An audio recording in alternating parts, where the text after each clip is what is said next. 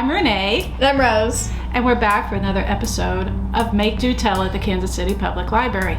Today, we're going to make some noise at the library. Our first activity is what, Rose? We're going to be making a noise maker. The most annoying sound in the world. That's what it's called. All right, Show us how we do it. Okay, so you need a little paper Dixie cup. You need a toothpick. So what you're gonna do is you're gonna put the toothpick through the bottom.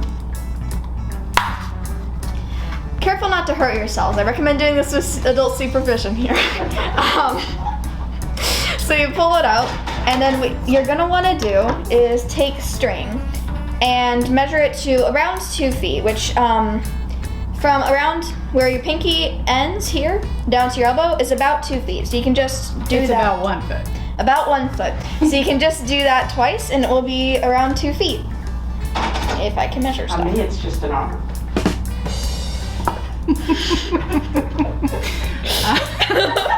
Okay. Darn it!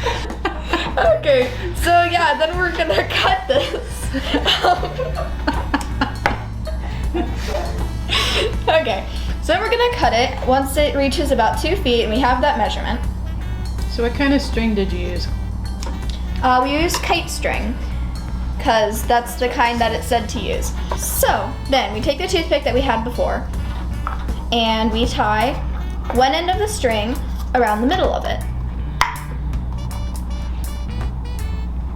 And then sometimes you might need to take your scissors, again with adult supervision kids, and poke a bigger hole so that you can then stick the toothpick through, because you're gonna need to get that knot through also. So pull that through, readjust it so it's in the middle, and then carefully, again, can't stress this enough, with adult supervision,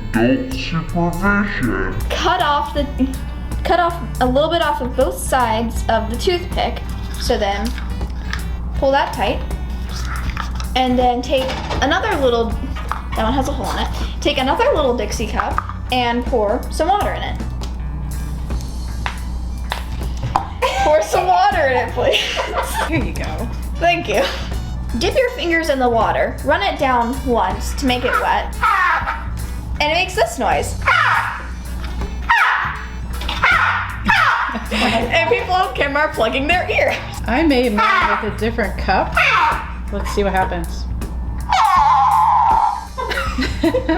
So what's going on here? What happens is when you take the water and you run your fingers down, it makes vibrations that rattle the little toothpick that's in here. And then that like sort of makes the noise come out of the cup. It's echoing around inside the cup. See what kind of different sounds you can make with different types of cups, maybe with different types of strings even. So this only requires a straw and some scissors. Now these are bendy straws, so we're not going to use the bendy end as much. We're going to use the longer half. You want to flatten out the end of your straw. I like to use the scissors for this. All right, and about 1 inch up from the end of the straw, you're going to cut it into a point. One side, and then just make the other side match. And that's it. That's really it. This is such a simple one. The trick is learning how to blow these instruments. So anyone who's ever played a reed instrument is going to sympathize with how this works. All right.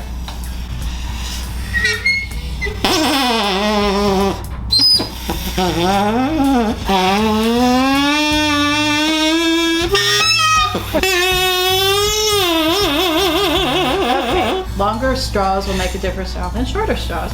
So Rose is going to blow, and I'm going to gradually shorten her straw. But you're going to see how that works. Tell me when you're ready. Go ahead. You probably can't do this while you're laughing.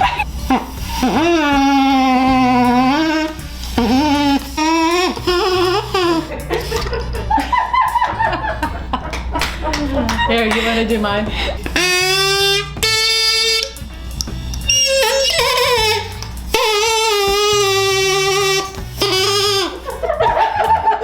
Adult supervision.